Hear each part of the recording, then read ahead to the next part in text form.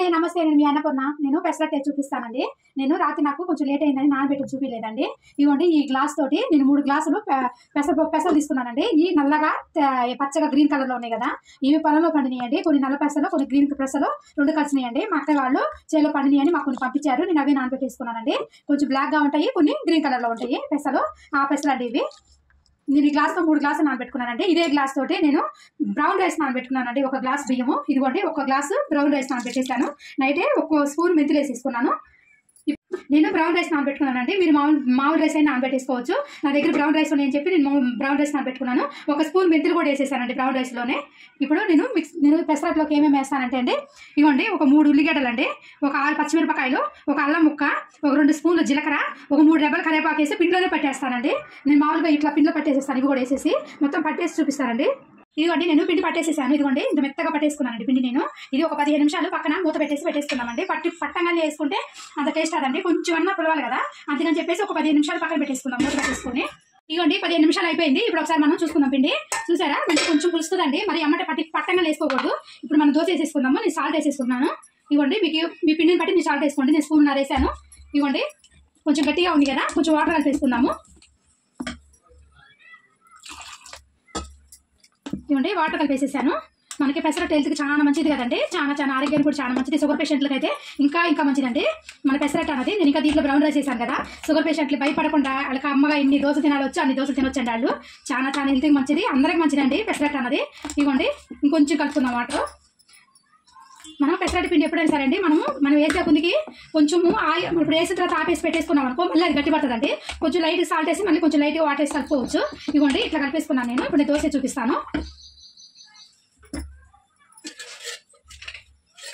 ఇవ్వండి నేను పెంక పెట్టేసుకున్నానండి స్టవ్ మీద పెంక కూడా వేడైపోయింది ఇప్పుడు నేను దోశ చూపిస్తానండి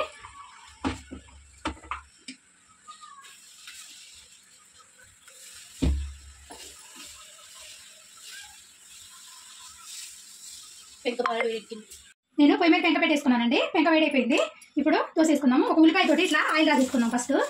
ఇవ్వండి ఇట్లా ఆయిల్ రాసేసుకుందాం ఉల్లిపాయతో బాగా వస్తాయి దోశలు ఇనుప పెంక అండి మాది చేయించుకున్నాను ఇప్పుడు దోశ వేసుకుందాము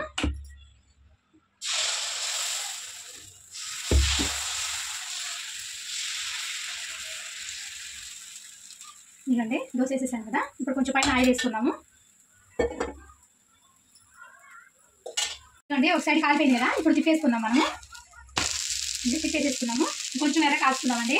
అంటే ఎంత మంచి ఎర్ర కాలిపోయిందో మనము దీంట్లోని పిండిలోనే పచ్చిమిరపకాయలు ఉల్లిపాయలు జీలకర్ర అల్లము కరివేపాకు వేసి కట్టుకున్నాం కదండి పిల్లలు మన పైన వేసుకుంటూ తినరు కదా చిన్నపిల్లలు అట్లా మనం పిండిలో వేసి కట్టేసుకోవచ్చండి మా ఇంట్లో మా పిల్లలు కూడా మొత్తం ఏది పక్కన పెట్టేస్తారండి నేను అందుకని చెప్పేసి నేను మొత్తం పిండిలో వేసి కట్టేస్తానండి మనకి అల్లం మంచిది పచ్చిమిర్చి కానీ ఉల్లిపాయ కరివేపాకు జీలకర్ర అవన్నీ మనం పెసరట్లో టేస్ట్ బాగుంటుంది కదా అందుకని చెప్పేసి మా పిల్లలు ఏరేస్తారని చెప్పి నేను పిండిలో వేసి కట్టేస్తానండి ఇవ్వండి 2 పక్కన కాలిపోయింది కదా మంచిగా తీసేసుకున్నాము ఇప్పుడు నేను మళ్ళీ ఇంకొకటి వేసి చూపిస్తానండి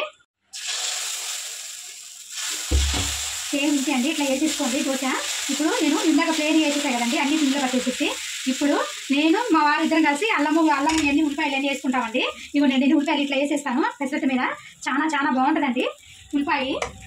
ఇవ్వండి అల్లం కొంచెం తురుము వేసుకోండి అల్లం పిండిలో వేసాను కానీ ఇంకా టేస్ట్ బాగుంటుందండి ఇవ్వండి కొంచెం జీలకర్ర వేసుకోండి పచ్చిమిర్చి మీ ఇష్టం అండి మీరు కారం తినగాలనుకుంటే వేసుకోండి కానీ పచ్చిమిర్చి టేస్ట్ కూడా చాలా బాగుంటుంది పెసరట్టు మీద మనము ఉప్మా ఉంటే ఒక ఉప్మా కూడా మనం పెసరట్టు మీద పెట్టేసుకోవచ్చండి కొంచెం అంత ఆయిల్ వేసేసుకొని మంచి ఎర్ర కాల్చేసుకుందామండి చాలా బాగుంటుందండి ఇట్లా కూడా టేస్ట్ ఈ కాంబినేషన్ చాలా బాగుంటుందండి పిల్లలు తినరని చెప్పేసి పిండి వేసి పెట్టేస్తాను మళ్ళీ విడిగా మేము తింటాం కాబట్టి ఇట్లా మళ్ళీ వేసేసుకుంటాను అండి నేనైతే పెసరట్లు ఇట్లానే వేస్తాను ఇంట్లో టేస్ట్ మాత్రం చాలా బాగుంటుందండి ఒక్కొక్కరు ఒక్కొక్క విధంగా చేస్తారు కదా నేనైతే ఈ విధంగా చేస్తానండి పెసరట్టు మాత్రము ఒకటి తినేవాళ్ళు 2 తింటారండి 2 తినేవాళ్ళు 4 తింటారు అంత టేస్ట్ బాగుంటుంది పల్లి చట్నీ కానీ అల్లం చట్నీ కానీ కారపొడి కాంబినేషన్తో చాలా బాగుంటుందండి పెసరట్టు అంటే బాగా ఎర్ర కాలిపోయిందండి మనము ఇట్లా ముడిచేసుకున్నామండి ఇట్లా పెట్టేసి ఇట్లా కూడా కొంచెం కాల్చుకున్నాం అటు ఇటు ఎందుకంటే లోపల ఉల్లిపాయలు మనకి మళ్ళీ అల్లము ఇవన్నీ బాగా కుక్ అవుతాయండి లోపల వేడికి ఇట్లా ముడిచేసుకొని కాల్చుకుందాము ఒక పక్క ఇట్లా కాల్చేసుకున్నామండి మళ్ళీ తర్వాత 2 పక్క కూడా ఇట్లా పెట్టేసి మళ్ళీ ఇట్లా కాల్చేసుకున్నాము తిప్పొద్దండి తిప్పితే ఏమవుతుందంటే బాగా వేడి తగిలి దాని టేస్ట్ తెలియదు మనకి ఇట్లా పెట్టి కాల్చుకుందాము చాలా టేస్ట్ బాగుంటుంది ఇట్లా కాల్చుకుంటే సార్ మీరు ట్రై చేయండి చాలా టేస్ట్ బాగుంటుంది ఇట్లా చేసుకుంటే అంటే తీసేస్తున్నానండి నేను ప్లేట్లో పెట్టేసుకుంటున్నాను